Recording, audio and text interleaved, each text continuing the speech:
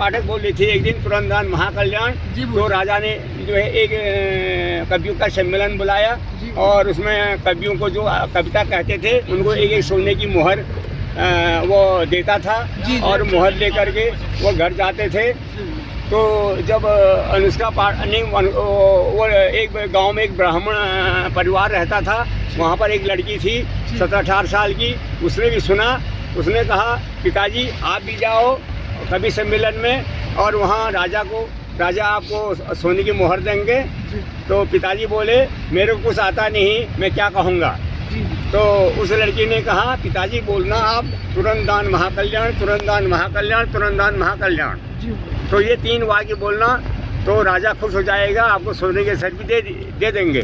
तो दूसरे दिन ब्राह्मण गए राजा के दरबार में, वहाँ पर रजिस्टर में अपना नाम लिखाया और फिर कुछ देर समय के बाद ब्राह्मण का नाम आया। उन्होंने मंच में जा करके कहा तुरंतदान महाकल्याण, तुरंतदान महाकल्याण, तुरंतदान महाकल्याण। राजा खुश।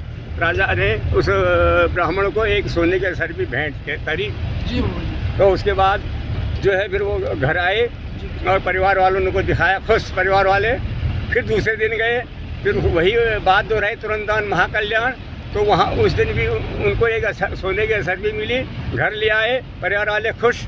तीसरे दिन गए, वही बात दोहराई और तुरंतदान महाकल्याण। तो एक असर भी लाए, परिवार वाले खुश। तो तीसरे दिन राजा ने पूछा इसका मतलब क्या होता है बताओ यार। राजा ने जब पूछा तुरंतदान महाकल्याण का मतलब क्या होता है, तो पंडित जी बोले मैं घर जाऊंगा, अपनी बेटी से पूछूंगा और तब जाके बताऊंगा। तो पंडित जी घर आए तो उन्होंने अपनी समस्या रखी राजा की, कहा कि तुरंतदान महाकल्याण का अर्थ मतलब क्या होता है। तो लड़की ने कहा, क्या कहा बताओ सुनो। लड़की ने कहा पिताजी आप राजा को बोल देना कि तुरंतदान महाकल्याण का मतलब ऐसा है, काशी में एक राजा रहता है, उसकी एक रानी है, उसके गर्भ में एक बच्चा पल रहा है, वो बच्चा बाहर आएगा, वो आपको समझाएगा। ओ बाबू बताओ कैसे पता है उस बच्चे को। अब पता, अब देखो, अब सुनो। तो वहाँ पर फिर चौथे दिन राजा जो कर पंडित जी राजा के पास गए। अब उन्होंने वो बात रखी जो उसकी बेटी ने कहा, महाराज आपको काशी जाना पड़ेगा, काशी में राजा नरेश के रानी के गर्भ में बच्चा पल रहा है, वो 9 महीने के बाद बाहर आएगा और वो फिर बताएगा आपको और तब आप समझ में आएगा कि तुरंतदान महाकल्याण क्या मतलब होता है। अच्छा, ओहो 9 महीने लटका दी वो बात। तो उसके बाद राजा ने तैयारी शुरू करी। फिर 2-4-5 महीने बाद राजा ने जो है काशी जाने का प्रोग्राम बनाया और राजा जो है सुबह अपने घर से निकलता है। चलते तो दिन के 12-1 बजे एक भयंकर जंगल में पहुंचता है और वहां पर जो है राजा एक स्वर्णी को देखता है। स्वर्णी के गर्भ में बच्चा होता है, वो दर्द से चिल्लाती है, बोलती है कि मेरी मदद करो। राजा ने कहा महाराज मैं तो कोई मदद नहीं कर सकता, मुझे आप माफ़ करो, मैं आपकी क्या मदद कर सकता हूँ, मैं तो इंसान हूँ, तुम तो जानवर हो, मेरे बस की बात नहीं है। राजा उसके बाद राजा ने अपनी यात्रा शुरू कर दी। चलते शाम हो गई। शाम होते होते जंगल के रास्ते में शाम हो गई। तो राजा ने कहा यार मैं आज रात कहाँ रहूँगा, किसी घर में रहूँगा। तो राजा ने दूर से लकड़हारे को देखा जो लकड़ी ले जा रहा था। राजा उसके पीछे चला गया, कहा कि मैं इसी घर में रहूँगा आज। तो राजा ने देखा लकड़हारे को और लकड़हारे के पीछे चला गया और कहा कि भैया मैं भी तुम्हारे साथ रहूँगा आज, और मैंने वहाँ जाना है काशी।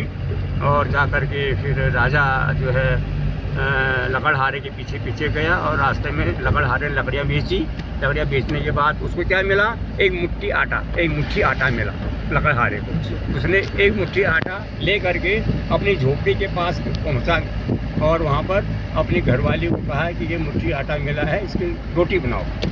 तो उसके बाद जो है उसी घरवाली ने आटा गूंदा, आग जलाई, तवा रखा और फिर 2 रोटी बनी। उसके बाद जो है फिर उसने कहा आ तो 3 आदमी, एक और आ गया है। तो उसी घरवाले ने कहा 1 रोटी मैं खाऊंगी, 1 तुम खाओगे बस। फिर उसने जो है एक रोटी खाई घरवाली ने और एक रोटी अपने पति को दिया लकड़हारे को। उसने 2 टुकड़े किए, कहा कि आप भी खाइए साहब, आधा आप खाओ आधा मैं खाता हूँ। राजा ने कहा नहीं, मेरा पेट भरा हुआ है, मैं खा के आया हूँ। राजा ने नहीं खाया, पूरी रोटी उसने खाई लकड़हारे ने, एक उसने। अब सोने की बारी आई, एक चारपाई थी तो उसने कहा कि ऐसा है मैं इसमें चारपाई में सोऊंगी। तो फिर वो चारपाई में सो गई और दोनों आदमी ज़मीन में, राजा भी लकड़हारा भी ज़मीन में सो गए। अब सो गए, उसके बाद जो है रात बीत गई, सुबह 4 बज गया। राजा उठा। राजा उठने के बाद उसने कहा मैं ज़रा इनसे मुलाकात करके जाता हूँ, दोनों प्राणियों से, लकड़हारा और उसकी पत्नी से। तो उसमें राजा ने क्या दृश्य देखा, राजा ने देखा अरे दोनों मरे हुए हैं, वो भी मरा वो भी मरा। ओहो। अब राजा ने कहा यार बाप रे क्या हो गया यार, ये कैसे मर गए, क्यों मर गए। राजा को बड़ा दुख हुआ, कहा कि जिसे घर में रहा वो मर गए, बड़ा दुख की बात है। राजा ने उनको हाथ जोड़ करके प्रस्थान किया, कहा कि मैं तो क्या कर सकता हूँ, मेरा मैं तो चलता हूँ। तो चलते शाम के समय राजा काशी पहुँच गया, काशी नरेश के पास पहुँच गया। और फिर राजा ने कहा मैं फलाने देश का राजा हूँ, आप भी राजा हो, मैं एक सवाल ले करके आया हूँ। तो राजा ने कहा कौन सा सवाल, कि वो आपके रानी के घर में जो बच्चा है वो बाहर आएगा 9 महीने के बाद, उसके बाद वो जवाब देगा, उससे लेने के लिए। अच्छा मेरी रानी के घर में बच्चा है, मेरे को तो नहीं मालूम। अब सुनो, राजा को नहीं मालूम, उसने दाई भेजे जा पता करो है नहीं है। तो दाई गए, उन्होंने पता किया, हाँ है, रानी के घर में बच्चा है। तो फिर उसने राजा को बड़ी खुशी हुई, राजा को पता नहीं था, फिर खुशी होगी क्योंकि वो बांझ थी ना, और रानी बांझ थी। तो उसके बाद राजा ने कहा आप यहीं पर रहोगे 9 महीने, एक कमरा दे दिया उसको, राजा को।